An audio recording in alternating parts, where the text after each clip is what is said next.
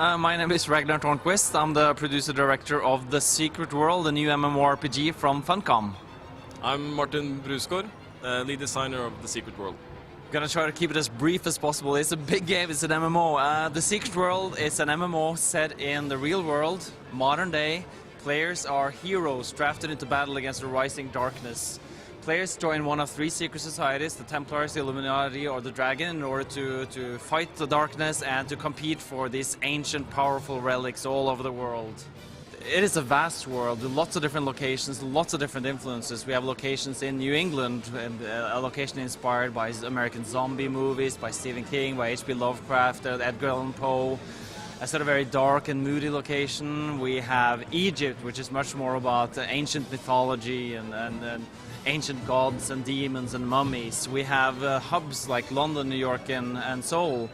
All of it ties into a greater storyline, but it's very much sort of also based on these the local history, local conspiracy theories, local mysteries. So it's a really varied and interesting world where even the monsters are sort of vary from location to location based on where it is and what the mythologies of that location is. The story in MMOs is traditionally not been a big thing. It's been sort of a scattershot, something put on at the end. But we're seeing a trend now where the story is becoming a lot more important. I think people expect it. And our approach, and something me and Martin work together on, is to number one, make sure the story is told in a way appropriate to MMOs, that it's there for the people who seek it, that it doesn't intrude with the people who don't, but at the same time I think we're trying to make sure that all the mechanics, all the missions, all the gameplay ties into the story, so everything means something. For instance, all missions you get from NPCs has a cinematic. It's really cool to establish this relationship with them. I mean, you hear the tone of their voice, you're looking at their facial expression. So, I mean, having a good story doesn't really crash with being an MMO, it complements. And if you're the type of player that just want to go out and shoot stuff, you can do that, but there's so much more, and for those people who appreciate those kinds of things, we've done some really, really cool stuff to make them enjoy that kind of game. And I think we look at story as like an enormous jigsaw puzzle, and by playing the game you get these little jigsaw pieces, and there's a blue one there and there's a brown one there, and you have no idea what it all means, and you place it out, but after a while a pattern starts to emerge. You put things together, you start to get a sense of what this game is all about, what the story is all about, through this sort of non-linear finding story pieces. There is a linear story that brings you through the progression of your secret society, but at the same time you can branch out at any time into this open world and discover the story on your own. So it's really, I mean, I think we built a story for an MMO rather than build an MMO and then try to fit a story on top of it. It's been something that's been, together with the mechanics all the way.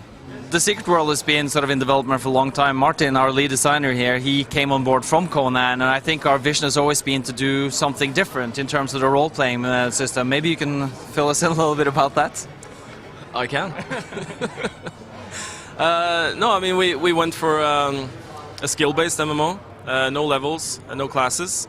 So we have hundreds of unique powers in the game that players can train as they progress through the game, as they're doing tasks for their secret society, as they're killing monsters or players in PvP. They're getting XP, and they can spend this XP into purchasing different powers.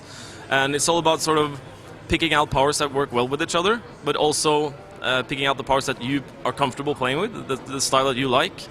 And you can kind of compare this to a collectible card game mentality, where players are building decks with cards that work well with each other. So one card might not be awesome in itself, but when you combine it with another card, it creates a combo, and it's cool. And there's this dynamic between all the powers that utilizing something we call the state system. You're placing monsters or friendly targets in states and exploiting those states with different powers, or your friends can exploit them. So it creates this really, really deep team experience. Once we go into the sort of beta phase, we'll know more about the release date. We have an internal release date, but we're going to see how people respond to it, how people play it, what they like, what they don't like, before we sort of commit to one release date. But we're very well along.